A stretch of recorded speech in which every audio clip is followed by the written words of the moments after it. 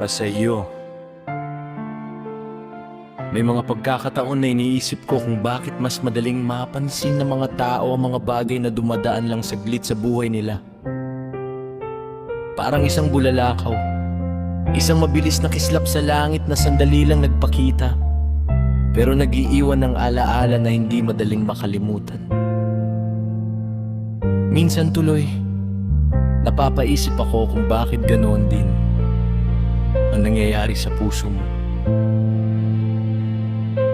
Nandito naman ako, tahimik na nananatili, hindi umaalis, hindi nawawala.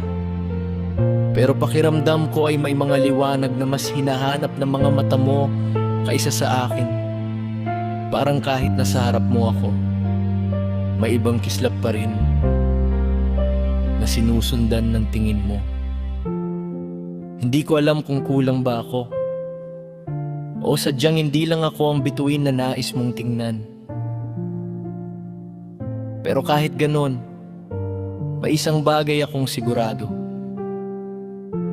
Hindi man ako ang bituin na hinahangaan mo sa langit, handa pa rin akong ibigay ang liwanag na kaya kong ibigay. Hindi dahil umaasa akong mapapansin mo balang araw, kundi dahil mahalaga ka sa akin sa paraang hindi ko kayang ipaliwanag. Ikaw ang naging mundo ko sa mga panahong pakiramdam ko ay umiikot lang ang lahat ng walang direksyon. At kung ako man ay may papel sa buhay mo, nais kong maging tulad ng araw, tahimik na nagbibigay liwanag kahit hindi mo palaging napapansin. Alam kong may mga gabing pipiliin mong yakapin ang dilim, mga sandaling mas gusto mong tumingin sa mga tala kaysa sa liwanag na nasa harap mo. At naiintindihan ko iyon. Kaya minsan, natutunan ko ring magtago. Parang ulap na dumadaan lang sa langit, nandiyan pa rin. Pero, hindi mo napapansin. May mga pagkakataon ding nagtatampo ako. May mga sandaling gusto kong magkubli sa likod ng ulan at hayayang tangayin ng hangin ng mga tanong sa puso ko. Pero kahit paulit-ulit mo kong talikuran, may isang bagay na hindi nagbabago. Nandito pa rin ako.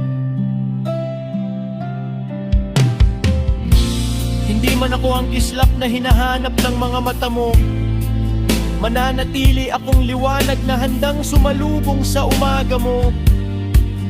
Dahil kahit piliin mo man ang gabi, ang umaga ay patuloy pa ring maghihintay.